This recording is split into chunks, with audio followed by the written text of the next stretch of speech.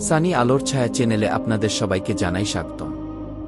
আজ আপনাদের একটি নতুন মজার গল্প শোনাব, যাতে রস, বুদ্ধিমত্তা ও শিক্ষা তিনটিই রয়েছে। তো দেরি না করে শুরু করা যাক। গল্পের নাম হারানো আংটির রহস্য। একদিন সকালের দিকে বাদশাহ আকবর দরবারে বসে রাজ্যের বিভিন্ন বিষয়ে আলোচনা করছিলেন। হঠাৎ তিনি অনুভব করলেন তার ডান হাতের আঙুলে থাকা হীরার আংটিটি নেই। এই আংটিটি শুধু একটি গয়না নয়, এটি তার পিতার স্মৃতিচিহ্ন, অমূল্য ও অতি প্রিয়। আকবর কপাল কুঁচকে বললেন, আমার আংটিটি কোথায়? এটা তো আমি এই দরবারে এসেই পড়েছিলাম। নিশ্চয়ই কেউ চুরি করেছে।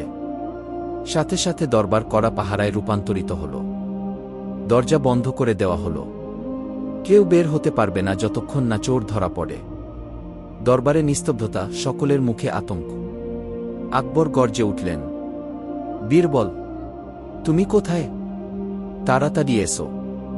আমি জানি একমাত্র তুমি এই রহস্য সমাধান করতে পারো। বীরবলের প্রবেশ।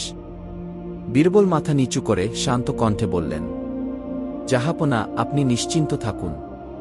আমি চোরকে খুঁজে বের করব, কিন্তু আমাকে কিছু সময় দিন।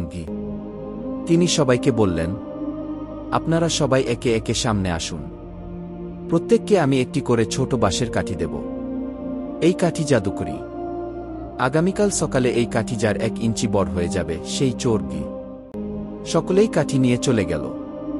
কিন্তু একজন দরবারি, হাকিম জাফর, যার চেহারায় ভয় স্পষ্ট, মনে মনে ভাবল, যদি আমার কাঠি বড় হয়ে যায়, তাহলে তো ধরা পড়ে যাব।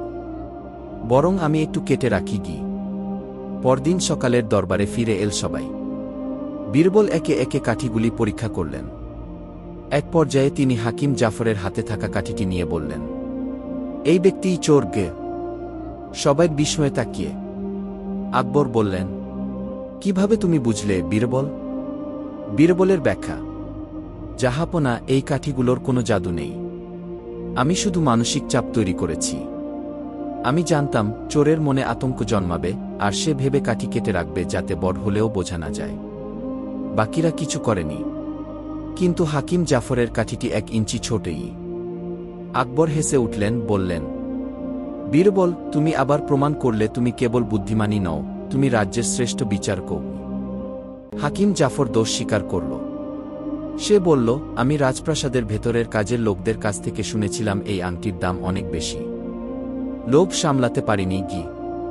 আকবর তাকে কঠোর শাস্তি দিলেন, তবে দরবারে ঘোষণা করলেন, লোভ মানুষকে অন্ধ করে দেয়, কিন্তু ন্যায় ও বুদ্ধির কাছে তা কখনোই জয়ী হতে পারে না। গল্পের শিক্ষা।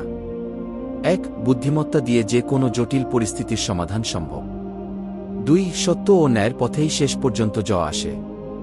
3. লোভ সর্বনাশের মূল। 4. আতঙ্ক মানুষকে সত্য উন্মোচন করতে বাধ্য করে। যদি গল্পটি ভালো লেগে থাকে, অনুগ্রহ করে লাইক দিন, সাবস্ক্রাইব করুন এবং আপনার মতামত শেয়ার করুন। আপনার একটি মন্তব্য আমাদের জন্য অনেক মূল্যবান। ধন্যবাদ।